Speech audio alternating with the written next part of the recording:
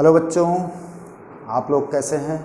उम्मीद है आप सभी बहुत अच्छे होंगे, क्योंकि ये हमारा कोरोना काल चल रहा है। हमारी आप सबकी पढ़ाई ऑनलाइन चल रहा है। तो मैं यहाँ पर इस संबंध में कुछ बोलना चाहूँगा। पहले तो कि आप लोग प्लीज़ अपने मोबाइल के डेटा को पढ़ाई छोड़ करके किसी अदर वीडियोस पर यूज़ नहीं कीजिएगा। और विवेकशील विपत्ति काल में हमारा शास्त्र कहता है कि हमको विवेकशील होना चाहिए। तो हम अपनी विवेकवान होने का परिचय दें और अपनी पढ़ाई को सिस्टमेटिक ढंग से आगे करते रहें। तो चलिए, आज हम चर्चा करने वाले हैं, उस पर विचार करते हैं। सतह रसायन से संबंधित बातें। सतह रसायन के दो पार्ट हुआ करता है, एक में हम अधिशोषण और दूसरा क्या होता है कोलाइडी पार्ट, और तीसरा उत्प्रेरण पार्ट होता है। हमने अभी तक अधिशोषण और उत्प्रेरण पार्ट पर स्टडी कर लिया है। आज हम देखना चाहते हैं कोलाइडल से संबंधित बातें, और यह जो ब्रांच है इस चैप्टर का वो हमारी डेली लाइफ से जुड़ा हुआ होता है। इससे हम बहुत सारी चीज़ों को जान जाते हैं।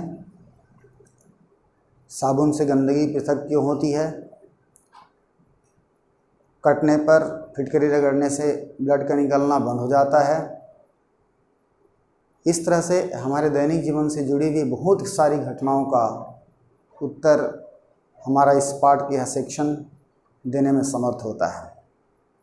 तो बहुत ही एक्साइटिंग पार्ट है, जो हमारी डेली लाइफ से रिलेटेड बातों को हम जान पाएंगे। तो चलिए, आज हम पढ़ना चाहते हैं कोलाइडल अवस्था के बारे में।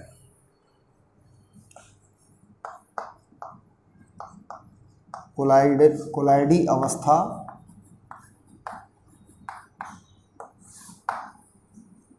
कोलाइडी अवस्था में यहाँ पर थॉमस ग्राहम नामक जो वैज्ञानिक थे, उन्होंने सर्वप्रथम पदार्थों को उनकी छनन शक्ति या छननशीलता के आधार पर बांटने का प्रयास किया। उन्होंने पाया कि कुछ पदार्थों के जलीय विलयन क्या हो जाते हैं, साधारण फिल्टर पेपर से पार हो जाते हैं, और कुछ पदार्थ क्या हो जाते हैं, फिल्टर पेपर द्वारा रोक लिए जाते हैं। इस आधार पर उन्होंने पदार्थों को वर्गीकृत किया। वे पदार्थ जिनके जलीय विलयन में या जिनके जलीय विलयन को अगर हम साधारण फिल्टर पेपर से छानते हैं तो फिल्टर पेपर पार हो जाते हैं। तो those particles which are able to cross the pores of ordinary filter paper, उसको उन्होंने नाम दिया क्रिस्टलाइड।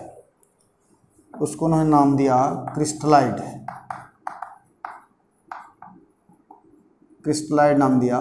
क्या हुई इसकी डेफिनेशन, जो फिल्टर पेपर से क्रॉस हो जाते हैं।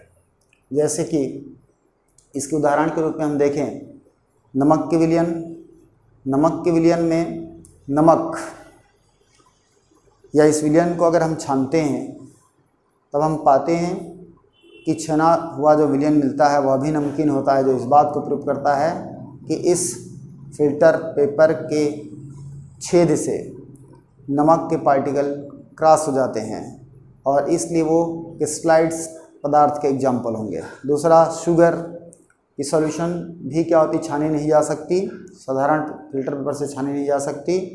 तो यह वो सब क्या है, हमारा नमक, जैसे उदाहरण में नमक एवं शक्कर के जलीय विलयन या घोल। जलीय विलयन मतलब इनको हम साधारण फिल्टर पेपर से छान नहीं सकते। तो जिनको छान नहीं सकते वो क्रिस्टलाइड कहलाते हैं। दूसरा कहलाता है कोलाइड। कुछ पदार्थ ऐसे होते हैं जिनको फिल्टर पेपर द्वारा छाना जा सकता है, या हम कह सकते हैं कि फिल्टर पेपर के द्वारा इनके कणों को रोक ली जाती है। फिल्टर पेपर अलाउ नहीं करता उसको क्रॉस कराने में। तो इस तरह से जितने भी पदार्थ होते हैं वो सब हमारे कहलाते हैं कोलाइड, क्योंकि कोलाइड दो शब्दों से बना हुआ है, ग्लू लाइक। तो जिस विलयन की संरचना गोंद के समान होती है वो कहलाती है ग्लू लाइक, इसको कोलाइड नाम दिया। और इनकी विशेषता है कि ये फिल्टर पेपर द्वारा रोक लिए जाते हैं। तो ये तो हो गई हमारी, यहाँ पर हम ले सकते हैं गोंद का विलयन, गोंद स्टार्च का विलयन, और भी हैं। यहाँ पर दो एग्जाम्पल से इस बात को आगे बढ़ाई जा रही है। अब यहाँ पर फिर से देखें कि हमारा जो ग्राहम का वर्गीकरण है, इस आधार से हमको लग रहा है कि पदार्थ दो प्रकार के होते हैं, क्रिस्टलाइड और कोलाइड। मतलब तो इन्होंने पदार्थों को क्लासिफाई किया। थॉमस ग्राहम की ये जो मान्यता थी कि पदार्थ दो प्रकार के होते हैं, एक क्रिस्टलाइड और एक कोलाइड, वो कुछ समय तक तो मान्य थी। बाद में यह मान्यता समय के साथ साथ स्वीकार्य नहीं हुआ, क्योंकि एक ही पदार्थ अलग अलग माध्यम पर अलग अलग व्यवहार करता है। जैसे कि हम यहाँ पर लेते हैं नमक, जो सॉल्ट है, ये अगर वाटर के साथ इसको हम करते हैं तो ये क्रिस्टलाइड बनाता है। क्रिस्टलाइड बनाता है मीन्स क्रिस्टलाइड की तरह बिहेव करता है। लेकिन अगर सॉल्ट को हम बेंजीन पर डालते हैं तो ये कोलाइड सॉल्यूशन की तरह बिहेव करता है। ठीक इसी प्रकार अगर हम सोप की बात करें, सोप को अगर वाटर में डालते हैं तो ये कोलाइडल बिहेवियर शो करता है, कोलाइड हो जाता है। और सोप को अगर हम बेंजीन या अल्कोहल पर डालते हैं, तो ये क्रिस्टलाइड की तरह बिहेव करता है, क्रिस्टलाइड की तरह बिहेव करता है। तो इससे हमारी दैनिक जीवन के एक्सपेरिमेंट से हमको पता चल रही है कि crystalloid and colloid are not a different substance, वो अलग अलग पदार्थ नहीं हैं। अगर अलग अलग पदार्थ होते तो यहाँ पर क्या होती, ये इस तरह की घटना हमको दिखाई नहीं देती। इससे साफ जाहिर होता है कि अलग अलग पदार्थ नहीं हो सकते, बल्कि एक ही पदार्थ की उप विभाजन की व्यवस्था है। यहाँ से क्या रिजल्ट है हमारे पास कि crystalloid and colloid are not a different substance but it is विभाजन पदार्थों की एक ही पदार्थ की उप विभाजन की व्यवस्था है, उप विभाजन की व्यवस्था है। मतलब यहाँ पर क्या मिली हमको, crystalloid and colloid are not a different substance but ये क्या है, हमारा सब डिवीजन की एक अरेंजमेंट है, जिसमें मीडियम चेंज करने से इनकी बिहेवियर चेंज हो जा रहा है। मीडियम चेंज करने से इनकी बिहेवियर चेंज हो जा रहा है। इससे तो प्रूफ होता है कि पदार्थ की ये विभाजन नहीं है, बल्कि एक ही पदार्थ की उप विभाजन की व्यवस्था है। जिसमें अब हमारे पास क्वेश्चन आएगा कि ये क्रिस्टलाइड की तरह बिहेव क्यों किया और ये कोलाइड की तरह क्यों बिहेव किया। इसको अगर देखें हम तो फिल्टर पेपर या जितने भी छन्नक हुआ करते हैं हमारे आसपास में, उन सब में क्या होती है, एक निश्चित साइज का पोरस होता है, निश्चित साइज के सरंध्र होते हैं, छोटी छोटी छेद पाए जाते हैं। और छानने की प्रक्रिया में हम जानते हैं कि वह पदार्थ जिसकी आकार छन्नक की पोरस की साइज से अगर छोटा हो जाता है तो क्या कर लेगा, उस पोरस को क्रॉस आउट कर लेता है। और जिसकी साइज उसकी छन्नक की साइज से अगर बड़ा होगा तो फिल्टर पेपर द्वारा रोक लिया जाता है। मतलब कुल मिला के कोई पदार्थ फिल्टर पेपर से कब क्रॉस आउट होगा, फिल्टर पेपर द्वारा कब रोक लिया जाएगा, वह इस बात पर डिपेंड करती है कि उसकी पार्टिकल की साइज़ क्या है उस पर्टिकुलर फिल्टर पेपर पर।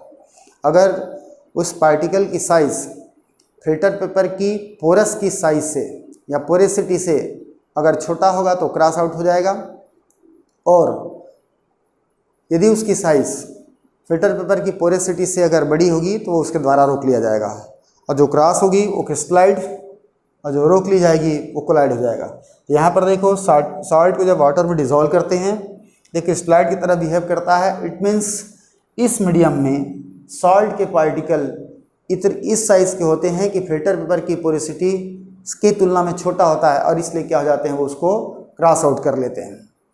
जबकि इसको बेंजीन में डिज़ोल्व करते हैं तो बेंजीन में डिज़ोल्व करने से क्या हो रही है, ये कोलाइडल बिहेवियर शो कर रहा है। It means in this case या this medium the particle size of salt is greater than the particle size of salt in water media, और इसलिए ये रोक ले जाते हैं और एक कोलाइड की तरह व्यवहार करते हैं। तो ये तो हो गई हमारे पास यहाँ पर क्रिस्टलाइड और कोलाइड से संबंधित बातें। अब हम यहाँ पर देखने जा रहे हैं कुछ विशेष बातें।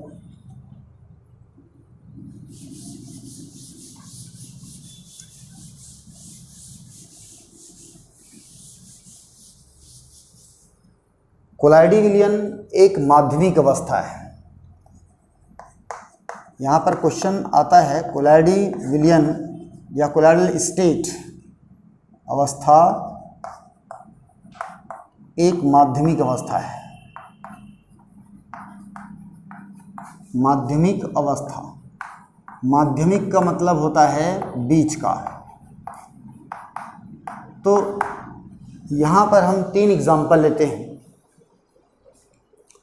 और 3 एग्जाम्पल में कल्पना करो आप हमारे हाथों पर 3 टेस्ट ट्यूब है। तीनों टेस्ट ट्यूब पर हमने पानी भर दिया है, और एक टेस्ट ट्यूब पर हम नमक की कुछ मात्रा डालते हैं, दूसरी टेस्ट ट्यूब पर हम अगर गम पाउडर की कुछ मात्रा डालते हैं, और तीसरी टेस्ट ट्यूब पर रेत के बारीक कण को हम डालते हैं। फिर से एक बार रिपीट कर दूं, हमारा एक्सपेरिमेंटल इक्विपमेंट से है टेस्ट ट्यूब 3 जिस पर क्या है पानी भरा है। फर्स्ट टेस्ट ट्यूब पर हमने क्या डाला, सॉल्ट। सेकंड ट्यूब पर हमने डाला गम पाउडर। थर्ड ट्यूब पर हमने डाला सैंड की फाइन पार्टिकल। इस तरह से हमारे पास 3 सॉल्यूशन आ गए। फर्स्ट सॉल्यूशन क्या हो जाएगी, नमक की घोल या नमक का विलयन। दूसरा गोंद। तीसरा हो जाएगा हमारा रेत का विलयन। इन तीनों विलयनों को अगर वेल सेक करें, अच्छे से हिला दें, और इसके बाद हम इनके गुणों का अगर अवलोकन करें, तब यहाँ पर हम अगर इसकी विजिबिलिटी की बात करें, इसकी दृश्यता की, देख करके अगर आजमाएं तो हमको कुछ बातें समझ में आ जाएगी। अगर हम नमक के विलयन को देखते हैं तब हम पाते हैं कि हमको विलयन के अंदर कोई भी किसी प्रकार की कण दिखाई नहीं देता, हमारी नेकेड आई से हमको दिखता ही नहीं हो। बिल्कुल हम यह कहने में असमर्थ हो जाते हैं कि कौन सा हिस्सा नमक का है, कौन सा हिस्सा पानी का है। मतलब ये होमोजेनियस हो जाता है, और यहाँ पर हम कह ही नहीं पाते कि इसमें कुछ पदार्थ घुला है कि नहीं, जब तक कि किसी दूसरे प्रकार का टेस्ट ना किया जाए। मैंने ओनली देख करके हम नहीं बोल पाते। दूसरी स्थिति अगर हम रेत की देखें, रेत की विलयन का, तो बड़ी आसानी से हम बता सकते हैं कि उसमें जो एक स्विमिंग करता हुआ पार्टिकल दिखेगा, ये रेत का है और ये हिस्सा पानी का है। बड़ी आसानी से हम बता सकते हैं कि यहाँ पर ये हिस्सा रेत के कण का है, ये हिस्सा पानी है। जबकि हम नमक की घोल पर ऐसा बता पाने में असमर्थ होते हैं। उसका कारण है कि हमको रेत के कण दिखाई देता है और यहाँ पर नमक कण हमको दिखाई नहीं देता। इसका मतलब हम जानते हैं कि यहाँ पर, अच्छा तीसरा ले लो गोंद की विलयन का, तो गोंद की विलयन में हम यहाँ पर यह यद्यपि यह का पाने में असमर्थ होते हैं कि ये गोंद का है कण है और ये पानी का कण है, किसके जैसा, रेत की विलयन की तरह। परंतु हम इसको नमक के विलयन की तरह भी नहीं कह सकते, क्योंकि वहाँ पर सॉल्यूशन में क्या होगी, कुछ टर्बिडिटी दिखेगा, क्लियर क्रिस्टल दिखेगा नहीं, परंतु हमको सॉल्यूशन में क्या होगी, कुछ धुंधलापन दिखेगा, टर्बिडिटी नज़र आएगा। तो हम यह तो कह सकते हैं कि इस विलयन में ज़रूर कुछ न कुछ पदार्थ घुला हुआ है। तो यहाँ पर देखो, हम नमक की केस पर बिल्कुल नहीं बोल पाते, गैस भी नहीं कर पाते कि वहाँ पर घुला है कि नहीं। गोंद की केस पर हम गैस कर पा रहे हैं कि यहाँ पर जरूर कोई न कोई पदार्थ घुला हुआ है, और रेत की कण पर हम क्लियरली बोल पा रहे हैं कि यहाँ पर ये क्या है, घुला हुआ है, ये पदार्थ घुला हुआ है। तो इसका कारण क्या है, अगर देखें तब आप जानते हो कि जो वस्तु आकार में बड़ी होती है वो हमारी आँखों से स्पष्ट दिखाई देती है, और यदि आकार में छोटा होते जाता है तो उसकी जो दृष्टि गोचरता या फिर विजिबिलिटी है वो क्या होने लगती है, कम होने लगती है। तो यहाँ पर इससे स्पष्ट है कि रेत की कण हमारी नेकेड आई से दिखाई दे रहा है, मीन्स इसकी पार्टिकल साइज बड़ा है, और नमक की विलयन बिल्कुल दिखाई नहीं दे रहा है। इसका मतलब क्या होगी कि उसकी कण एकदम फाइन है, एकदम बारीक है, जिसको हमारी आंख देख नहीं पा रही है। गोंद की कण विलयन की बात करें तो यद्यपि हम इसकी कण को स्पष्ट देख नहीं पा रहे हैं, परंतु इतना महसूस हो जाता, दिखता है वो कि सॉल्यूशन टर्बाइड हो जाता है, धुंधला हो जाता है, तो हम यह कह लेते हैं। मतलब इसका साफ से साफ जाहिर होता है कि कोलाइडी कण में कण के जो साइज होते हैं उसको अगर तुलना किया जाए, देखो यहाँ पर नमक में कुछ भी नहीं दिख रहा था, कोलाइडी में हल्का फुल्का हम है कोई चीज़ कहने में समर्थ हो जाते हैं, मतलब जरूर कोई पदार्थ घुला हुआ है, पर क्लियर दिखता नहीं। रेत की स्थिति में क्लियर दिखता है। इससे साफ जाहिर होता है कि रेत के कण क्या होते हैं, बड़े होते हैं, इसलिए हमको दिखाई देता है, और जो नमक का विलयन है उसके कण इतना फाइन होता है इसलिए हमको दिखाई नहीं देता नेकेड आई से। और गोंद की विलयन क्या होती है, इन दोनों कणों के बीच के होता है, मतलब वो ट्रू सॉल्यूशन से क्या होता है, नमक का विलयन ट्रू सॉल्यूशन कहलाता है, वास्तविक विलयन कहलाता है, क्रिस्टलाइट कहलाता है। तो उससे तो क्या होता है, बड़ा होता है, लेकिन रेत के कणों से क्या होता है, छोटा होता है। तो इसी तरह से अगर हम इसकी पार्टिकल साइज की अगर देखें तब हम पाते हैं, देखो कोलाइड हमारे पास तीन तरह से विलयन आया, ट्रू सॉल्यूशन जिसको हम वास्तविक बोलते हैं, दूसरा है हमारे पास कोलाइड सॉल्यूशन, और ये हमारा कोलाइड हो गया, और तीसरा होता है सस्पेंशन सॉल्यूशन, और सस्पेंशन कहलाता है निलंबन। यहाँ पर एग्जांपल को पहले रख दूं मैं, ये हमारा क्या है, रेत का विलयन, ये हमारा गोंद का विलयन, और यहाँ पर होता है नमक का विलयन। यदि हम विजिबिलिटी के आधार पर देखें, केवल विजिबिलिटी पर चर्चा की जा रही है, तो विजिबिलिटी के आधार पर देखते हैं तो क्या होता है, ये बिल्कुल दिखता नहीं है, दिखता ही नहीं, दिखाई नहीं देता, और ये क्या होता है, स्पष्ट दिखाई देता है,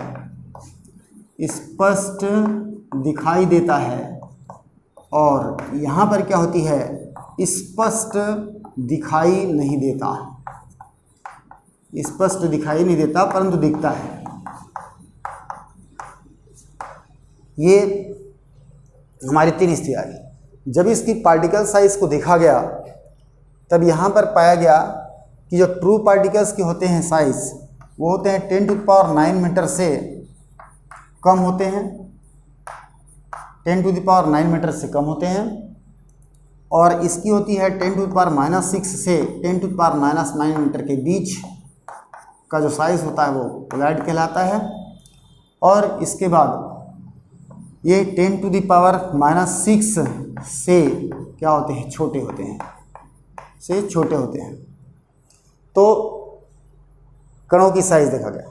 अब इस कणों की साइज़ को भी आधार माने हम, तो स्पष्ट दिख रहा है अपने को कि जो कोलाइडल कणों के आकार होते हैं वो हमारा वास्तविक विलयन से तो बड़े होते हैं, परंतु सस्पेंशन सॉल्यूशन से छोटे होते हैं।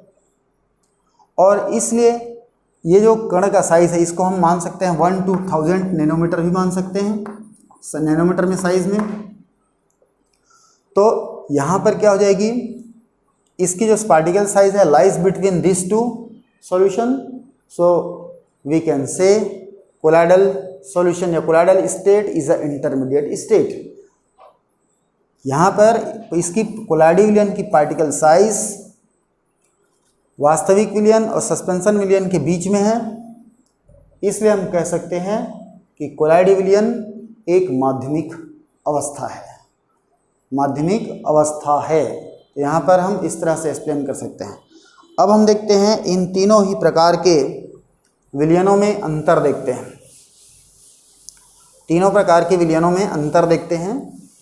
कौन कौन से तीन प्रकार? Suspension, colloid and true. अंतर, तो यहाँ पर हम इसको इस रूप में स्टडी करते हैं। नंबर फर्स्ट लेंगे प्रॉपर्टी, इसके गुण होगा, और पहला पार्ट ले लेते हैं हम लोग सस्पेंशन मीन्स निलंबन, दूसरा हो जाएगा कोलाइड,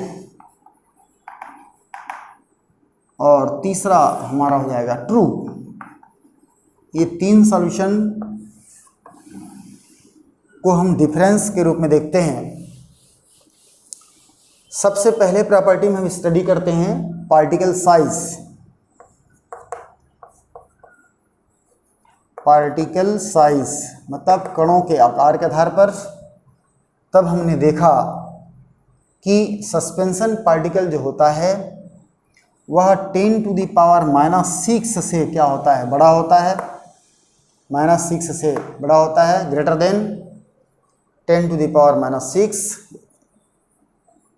ग्रेटर देन 10⁻⁻⁶, और ये हो जाता है 10⁻⁻⁶ टू 10⁻⁹ मीटर के रेंज का होता है।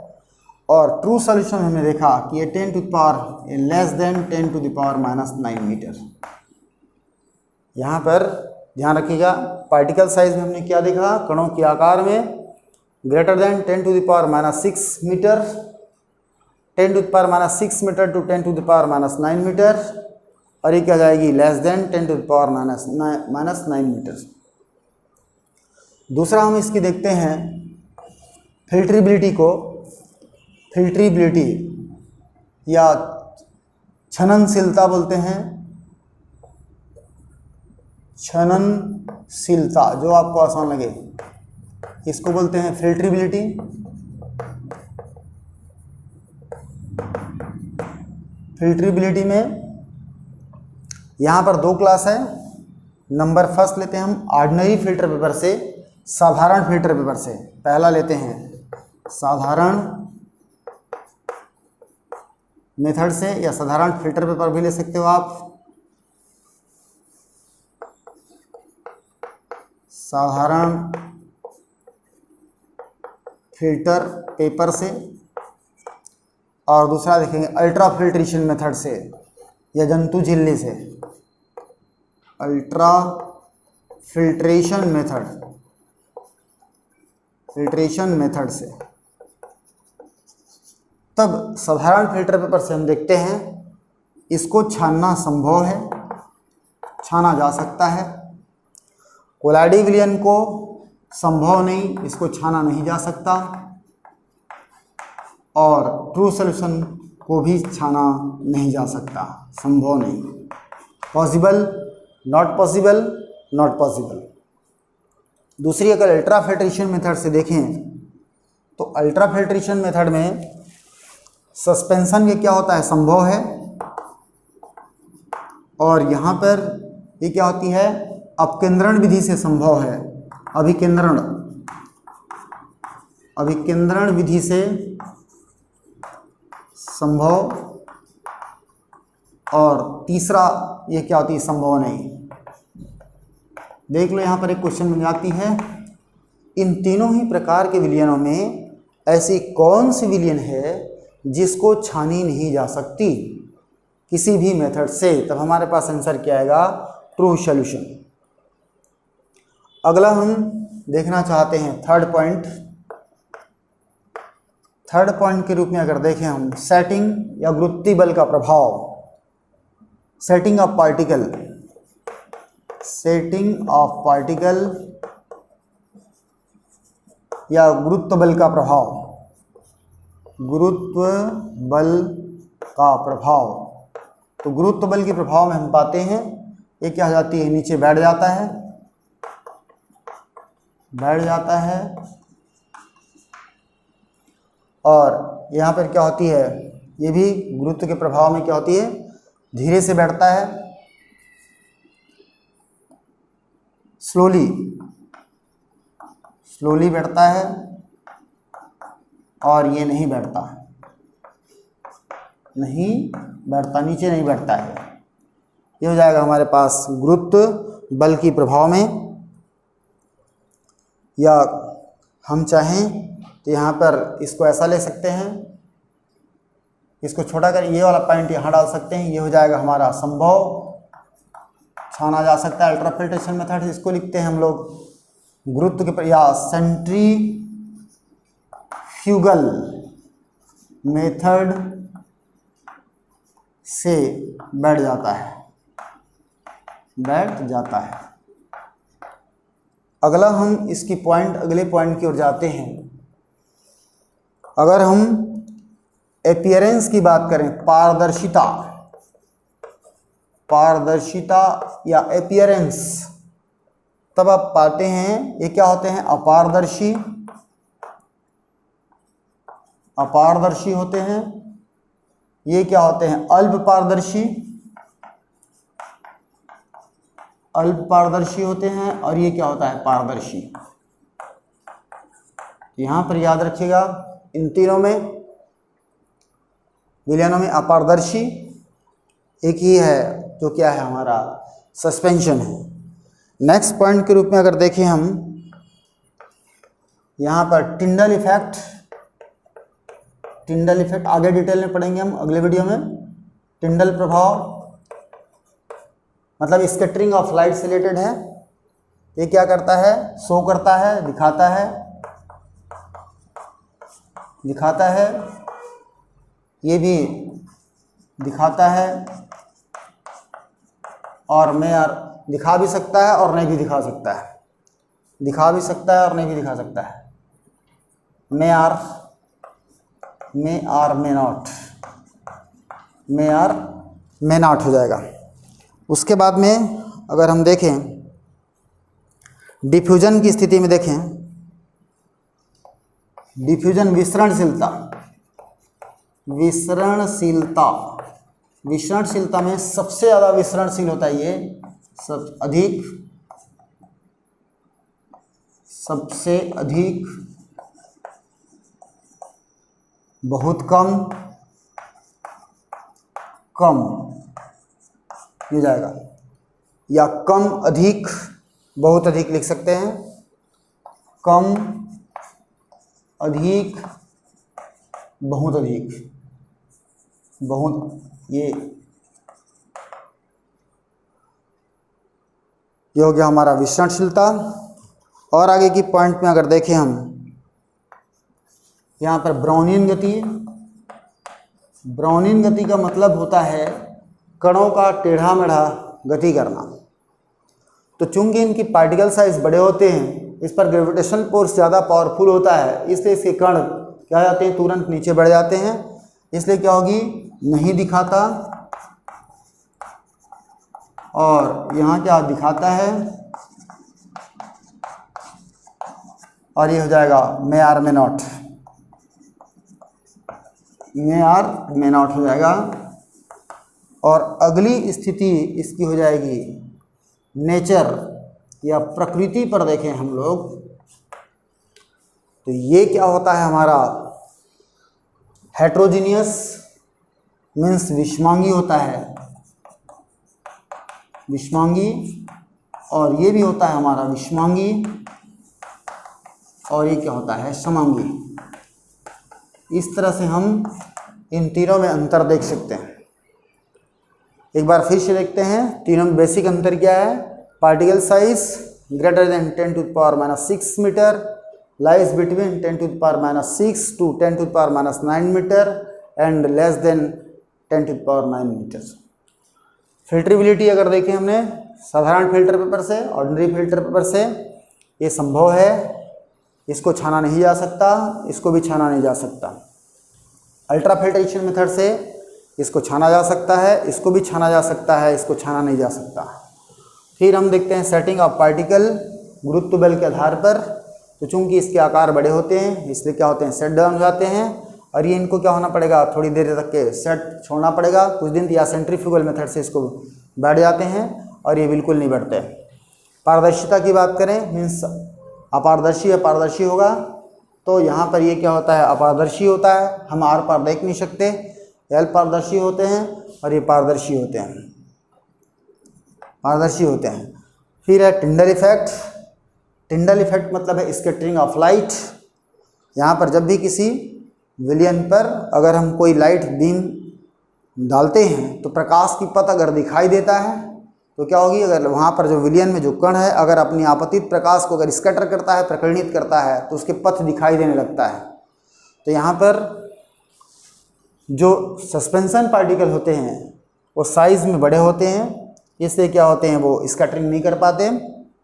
स्कैटरिंग करता है और यहाँ पर इसको कहा नहीं जा सकता। इसका रीज़न है कि चूंकि इसकी पार्टिकल ऐसा कोई पार्टिकल साइज़ को देखने के लिए हमारे पास किसी प्रकार की कोई माइक्रोस्कोप नहीं है, ऐसा कोई माइक्रोस्कोप इस दुनिया में नहीं है जिससे इसके पार्टिकल साइज़ को देखा जा सके, इसलिए हम क्लियर नहीं कह सकते।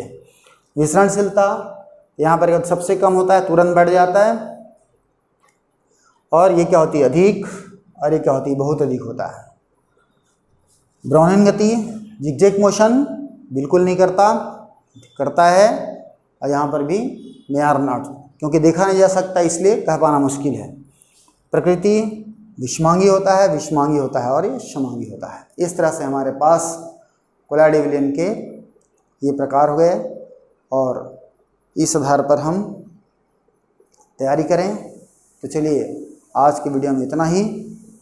अगले वीडियो में हम देखेंगे कोलाइडी विलयन के प्रकार, और तब तक आप हमारे साथ बने रहिए, देखते रहिए, पढ़ते रहिए, आगे बढ़ते रहिए।